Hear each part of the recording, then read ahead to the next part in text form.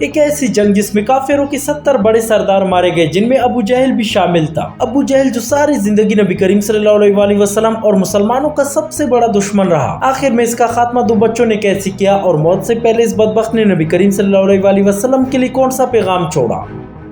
دوستو، ایک وقت تھا جب نبی کریم صلی اللہ علیہ وسلم کو نبوت ملی، مسلمانوں کی تعداد گنی چنی، جبکہ کفار انگنت، اوپر سے کفار کا مسلمانوں کے ساتھ برا برتاؤ جو برداشت کے قابل نہیں رہا، لہٰذا کفار مکہ کے ظلم و ستم سے تنگ آ کر نبی کریم صلی اللہ علیہ وسلم اپنے مسلمان ساتھیوں کے ساتھ مدینہ میں آباد ہو گئے۔ مکہ کے مقابلے یہ مسلمان مدینہ میں بہت خوش تھے اور اپنا کام یعنی دعوت تبلیغ کا کام بھی آزادانہ طور پر کرنے لگے، لیکن کفار مکہ اس بات سے خوش نہیں تھے، لہٰذا انہوں نے نبی کریم صلی اللہ علیہ وسلم اور آپ کے مشن کو ہمیشہ کے لیے ختم کرنے کا ارادہ بنا لیا۔ لہٰذا کفار مکہ اور آس پاس والے قبائل مل کر مدینہ آتے اور مسلمانوں کو لوٹ کر واپس چلے جاتے۔ دوستو، مکہ سے شام کی طرف ایک تجارتی راستہ جاتا تھا، اسی راستے سے تمام عرب قبیلے شام کی طرف جاتے اور اس راستے میں مدینہ بھی آتا تھا۔ مکہ والے تمام تجارتی قافلوں سے ٹیکس وصول کرتے، لیکن ایک ٹائم آیا جب اس راستے پر بنو اوس کے سردار سعد بن معاذ کا قبضہ ہوا، جو کہ مسلمان ہو گئے تھے، لہٰذا مکہ اور مدینہ والوں کے درمیان اختلافات پیدا ہونا شروع ہو گئے۔ ایک دن نبی کریم صلی اللہ علیہ وسلم کو اطلاع ملی کہ ابو سفیان تجارتی قافلہ لے کر شام سے مکہ کی طرف جا رہا ہے، لہٰذا آپ صلی اللہ علیہ وسلم نے اپنے صحابہ رضی اللہ تعالیٰ عنہ کو تیار کیا اس تجارتی قافلے کو لوٹنے کے لیے۔ چونکہ ایک تجارتی قافلہ لوٹنا تھا، لہٰذا مسلمانوں کی 313 تعداد، تھوڑی سی سواریاں اور بہت تھوڑے سے ہتھیار کو اس قافلے کو لوٹنے کے لیے کافی سمجھا گیا۔ یہ 313 مسلمان قافلے کو لوٹنے کے لیے اپنے گھروں سے نکلے، لیکن اللہ کو کچھ اور منظور تھا اور انہی 313 کو اللہ تعالیٰ نے 1000 پر باری کر دیا۔ ان مسلمانوں کے نکلنے کے بعد ابو سفیان کو خبر پہنچ گئی کہ نبی کریم صلی اللہ علیہ وسلم اپنے صحابہ کرام کے ساتھ اس قافلے کو لوٹنے کے ارادے سے نکل چکے ہیں، لہٰذا ابو سفیان نے فوراً اپنا ایک بندہ مکہ مکرمہ بھیجا، جس نے ابو جہل کو سارے واقعے سے آگاہ کیا۔ ابو سفیان نے بھی اپنا راستہ تبدیل کیا، جس سے وہ اپنے تجارتی قافلے سمیت خیریت سے مکہ پہنچا۔ اب جب کہ تجارتی قافلہ خیریت سے مکہ پہنچ گیا اور مسلمان بھی جنگ کی نیت سے گھروں سے نہیں نکلے تھے، تو یہاں یہ ہونا چاہیے تھا کہ کفار کوئی قدم نہ اٹھائے، اور مکہ کے کئی سرداران بھی یہی چاہتے تھے کہ قافلہ ہمارے پاس صحیح سلامت پہنچ چکا ہے، لہٰذا مسلمانوں پر حملے کے لیے نکلنے والے منصوبے کو ترک کرنے میں سمجھداری ہے۔ لیکن ابو جہل جو اپنی زیادہ تعداد کی وجہ سے غرور میں تھا اور چاہتا تھا کہ بدر کے مقام پر موجود 313 مسلمانوں کو ختم کر کے ان کا نام و نشان مٹانا چاہیے، لہٰذا ابو جہل اپنے لشکر سمیت مسلمانوں کو ختم کرنے کی نیت سے بدر کے مقام کے لیے نکل گیا۔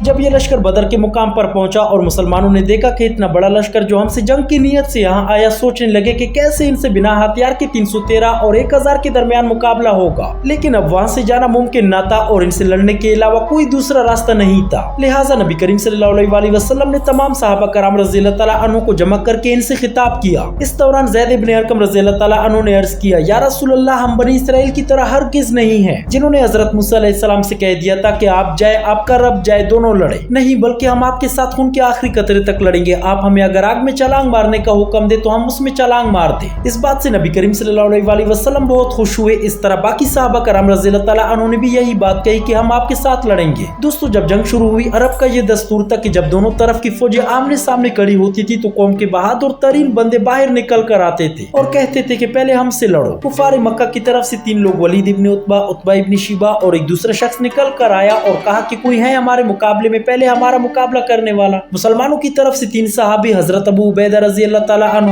حضرت جعفر طیار رضی اللہ تعالیٰ عنہ اور حضرت علی رضی اللہ تعالیٰ عنہ ان سے مقابلے کے لیے نکلے۔ ان میں سے 2 صحابی 2 کافروں پر غالب آ کر انہیں جہنم واصل کرنے میں کامیاب ہو گئے، لیکن حضرت ابو عبیدہ رضی اللہ تعالیٰ عنہ اور ایک کافر کے درمیان مقابلہ کافی سخت رہا۔ کافر نے حضرت ابو عبیدہ رضی اللہ تعالیٰ عنہ کے پیر پر حملہ کیا، جس سے حضرت ابو عبیدہ رضی اللہ تعالیٰ عنہ کا پیر کٹ گیا اور انہیں جنگ کے میدان سے لے جایا گیا۔ بعد میں اس کافر کو باقی دونوں صحابہ نے قتل کر دیا۔ اس کے بعد لڑائی شروع ہوئی۔ اس جنگ میں اللہ تعالیٰ نے مسلمانوں پر بے شمار احسانات کیے۔ مسلمانوں کو کفار کی تعداد کم دکھائی، جبکہ کافروں کو مسلمانوں کی تعداد زیادہ دکھائی، جس سے کافروں کے دلوں پر رعب بیٹھ گیا۔ اس کے علاوہ اللہ تعالیٰ نے مسلمانوں کی مدد کے لیے آسمان سے فرشتے بھیجے۔ جنگ کے دوران کئی صحابہ کرام نے ان کا مشاہدہ بھی کیا۔ اس جنگ میں چھوٹے صحابہ کرام رضی اللہ تعالیٰ عنہ کو نبی کریم صلی اللہ علیہ وسلم نے واپس بھی کیا، لیکن 2 چھوٹے صحابہ جو اس ڈر سے چپتے پھر رہے تھے کہ کہیں نبی کریم صلی اللہ علیہ وسلم انہیں واپس نہ کرے، ان دونوں صحابہ کا نام حضرت معاذ اور حضرت معاوض رضی اللہ تعاलिٰ عنہ تھا۔ حضرت عبدالرحمن بن عوف رضی اللہ تعالیٰ عنہ فرماتے ہیں غزوہ بدر کے دن جب میں مجاہدین کے صف میں کھڑا تھا میں نے اپنے دائیں بائیں دو کم سن انصاری لڑکے دیکھے۔ اتنے میں ایک نے آہستہ سے مجھ سے کہا چچا جان آپ ابو جہل کو پہچانتے ہیں؟ میں نے جواب دیا ہاں، لیکن تمہیں اس سے کیا کام ہے؟ اس نے کہا مجھے معلوم ہوا ہے وہ گستاخ رسول ہیں، اللہ کی قسم اگر میں اس کو دیکھ لوں تو اس پر ٹوٹ پڑوں، یا تو اس کو مار ڈالوں یا خود مر جاؤں۔ دوسرے لڑکے نے بھی مجھ سے اسی طرح کی گفتگو کی۔ حضرت عبدالرحمن بن عوف رضی اللہ تعالیٰ عنہ مزید فرماتے ہیں اچانک میں نے دیکھا کہ ابو جہل اپنے سپاہیوں کے درمیان کھڑا ہے۔ میں نے ان لڑکوں کو کہہ کر ابو جہل کی طرف اشارہ کر دیا اور کہا کہ وہ رہا ابو جہل جسے تم ڈھونڈ رہے تھے۔ وہ تلواریں لے کر اس پر ٹوٹ پڑے اور وار کر کے اسے پچاڑ دیا۔ پھر دونوں نبی کریم صلی اللہ علیہ وسلم کی خدمت میں حاضر ہو گئے اور عرض کیا یا رسول اللہ ہم نے ابو جہل کو ٹھکانے لگا دیا ہے۔ نبی کریم صلی اللہ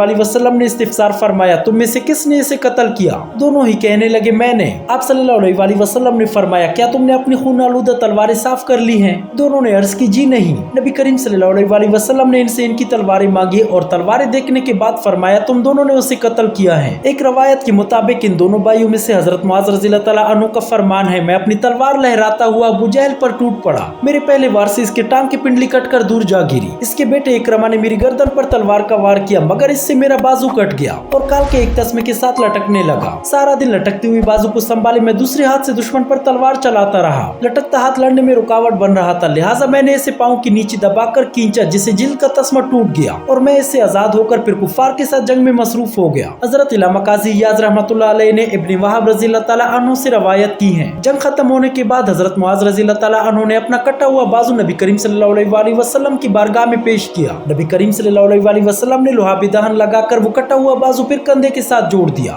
نبی کریم صلی اللہ علیہ وسلم نے فرمایا کون ہے جو ابو جہل کو دیکھ کر اس کا حال بتائے؟ حضرت عبداللہ بن مسعود رضی اللہ تعالیٰ عنہ نے جا کر لاشوں میں دیکھا تو ابو جہل زخمی پڑا ہوا دم توڑ رہا تھا، اس کے ہاتھوں میں تلوار تھی جو رانوں پر رکھی ہوئی تھی، زخموں کی شدت کے باعث اپنے کسی عضو کو حرکت نہیں دے سکتا تھا۔ عبداللہ ابن مسعود رضی اللہ تعالیٰ عنہ نے اس کی گردن پر پاؤں رکھا، اس عالم میں بھی اس کی تکبر کا عالم یہ تھا کہ حقارت سے بول اٹھا اے بکریوں کے چرواہے تو بڑی اونچی اور دشوار جگہ پر چڑھ گیا۔ حضرت عبداللہ ابن مسعود رضی اللہ تعالیٰ عنہ فرماتے ہیں میں اپنی تلوار سے ابو جہل کے سر پر ضربے لگانے لگا جس سے تلوار پر اس کے ہاتھ کی گرفت ڈھیلی پڑ گئی، میں نے اسے تلوار کھینچ لی۔ جھانکنے کے عالم میں اس نے اپنا سر اٹھایا اور پوچھا فتح کس کی ہوئی؟ میں نے کہا اللہ اور رسول کے لیے ہی فتح ہے۔ پھر میں نے اس کی داڑھی کو پکڑ کر جھنجھوڑا اور کہا اس اللہ کا شکر ہے جس نے اے دشمن خدا تجھے ذلیل کیا۔ میں نے اسی کی تلوار سے اس کی گردن پر زوردار وار کیا، اس کی گردن کٹ کر سامنے جا گری۔ پھر میں نے اس کے ہتھیار زرہ وغیرہ اتار لیے اور اس کا سر اٹھا کر نبی کریم صلی اللہ علیہ وسلم کی بارگاہ میں پیش کیا اور عرض کیا یا رسول اللہ یہ دشمن خدا ابو جہل کا سر ہے۔ آپ صلی اللہ علیہ وسلم نے فرمایا اللہ کا شکر ہے جس نے اسلام اور اہل اسلام کو عزت بخشی۔ پھر آپ صلی اللہ علیہ وسلم نے سجدہ شکر کیا اور فرمایا ہر امت میں ایک فرعون ہوتا ہے، اس امت کا فرعون ابو جہل تھا۔